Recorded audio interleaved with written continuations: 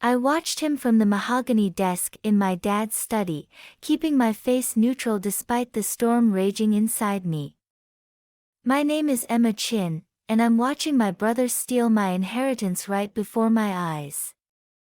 My name is Emma Chin and I'm watching my brother steal my inheritance right before my eyes. In his mind it's not stealing, he's always been the deserving golden boy, the successful son, the one who can do no wrong in our father's eyes, at least that's what he thinks. Just sign here, the lawyer says, sliding the paper towards me. I picked up the pen. I felt its light weight considering what it represented. Are you sure? I think of the last conversation I had with Dad 3 days before he died, how he'd called me into his hospital room when Marcus wasn't there, how he'd pressed a little button in my palm on the safe in my study, and he'd whispered, "Not the one Marcus knows about, there's another one behind the painting of the lighthouse.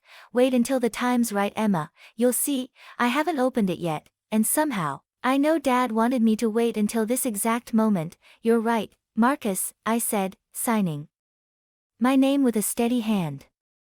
As the lawyer gathered the papers, I could see him mentally calculating his newfound wealth, liquid assets in excess of 50 million, a family estate valued at 15 million, and Chin Industries valued at over 200 million. With that, he stood up and straightened his designer suit, "And because I'm feeling generous, I'll give you until noon."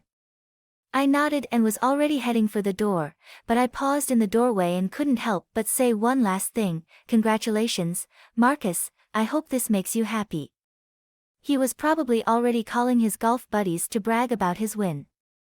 When I left that night, I waited until the house was quiet and Marcus was probably out celebrating, drinking champagne that cost more than most people's monthly salaries. The painting of the lighthouse has hung there for as long as I can remember, a simple image of waves lapping against a rocky shore and the beam of a lighthouse cutting through a stormy sky. I've always loved the picture and spent many hours as a child making up stories about the lighthouse keeper and the ships he guided to safe passage. My hand trembled slightly as I inserted the key Dad had given me, which turned smoothly, and the safe door opened with a click, and inside was a thick envelope filled with papers and a flash drive, with Dad's precise handwriting on the envelope with a letter to Emma when the time was right. In my room, I opened my laptop, inserted the flash drive, and what I saw took my breath away. Hundreds of documents, financial records, emails, photographs, all of them documenting Marcus's secret dealings over the years, embezzlement, tax evasion, and illegal contracts with shell companies. But that's not all. I opened the envelope, my hands trembling as I pored over document after document. He had also carefully planned for this moment. He had created a second company that was completely independent of Chin Industries, a company that, through careful investment and stealthy acquisitions, was worth even more than the one Marcus had just stolen. I sat back in my chair and let out a long breath. After all these years of Marcus mocking my artistic career, belittling my choices, believing me to be a failure in my family, Dad had been watching, learning who his children really were, and he'd made the real choice long before he died. I smiled at the screen, thinking about the contents of the safe safely tucked away in my bag, and don't worry, I'd typed back the very thing that Dad had wanted me to take stuff. I packed a small bag with just a few clothes, a few pictures, and my laptop. Nothing else mattered. Tomorrow Marcus would wake up thinking he had it all. He didn't know about Dad's real possessions, the ones he had built up in secret. I took one last look at my childhood bedroom and remembered all the times Marcus had made me feel small, worthless, and outmatched. Dad had seen it all, and in the end he had made sure that justice would be done. "Goodbye, Marcus," I whispered to the quiet house, "enjoy it while you can." The next morning, I walked out of the family estate without a backward glance at Marcus. Marcus had already gone to his company, probably so impatient to start making a big splash as the new CEO that he didn't even bother to look at me as I left. I was already forgotten by him, just another one of his perfect victories, another loose end in the middle. My cell phone had been buzzing with messages from family, friends, and business associates, all of whom were shocked by my decision to give up my inheritance. When I answered, a crisp voice said, "This is Diana Walsh of Cooper & Walsh, LLP. Your father has arranged for me to contact you 1 week after the transfer of the estate." She went on to say that the new company, Phoenix Enterprises, is now completely under your control, but he also left a letter that I should read to you before we continue. Are you in some sort of hiding place?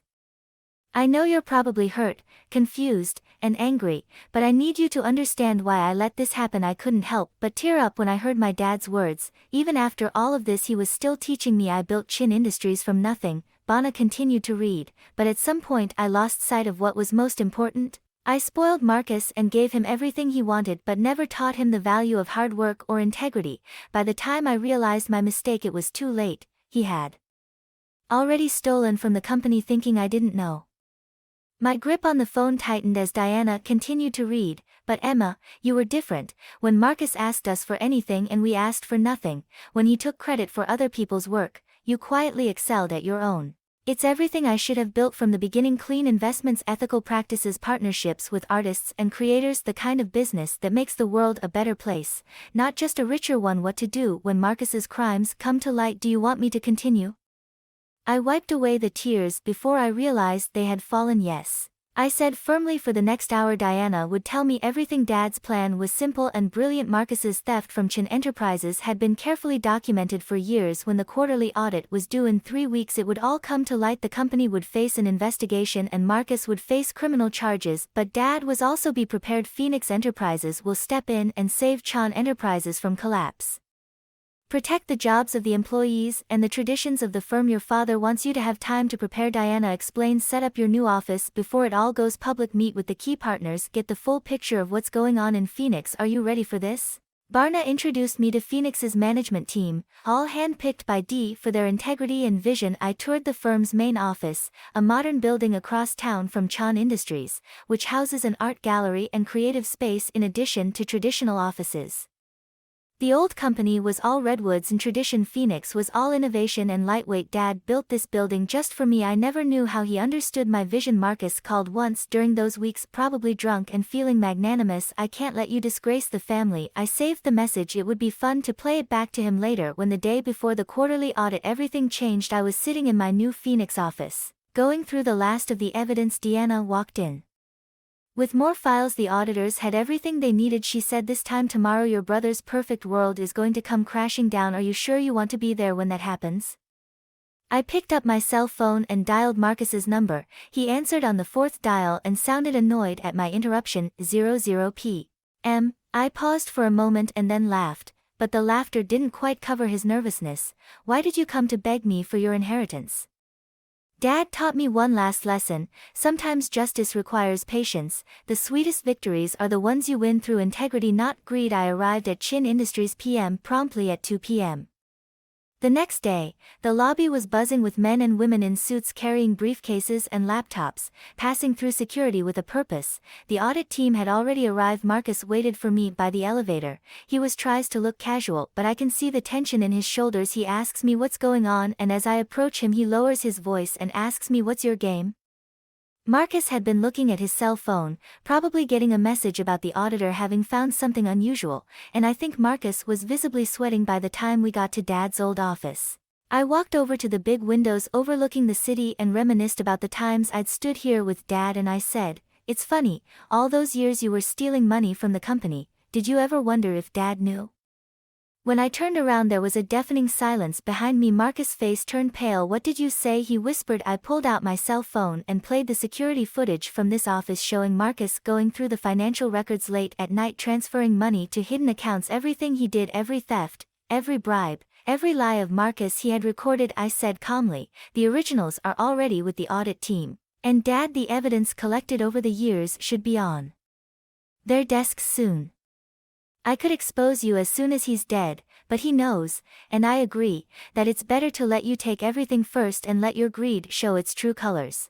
Marcus's face contorted with rage. He stood up, knocking over a stack of papers as he snarled at me, you're destroying everything I've built. No, Marcus, you're the one who's destroying it. Every time you've stolen from Dad, every time you've chosen greed over decency.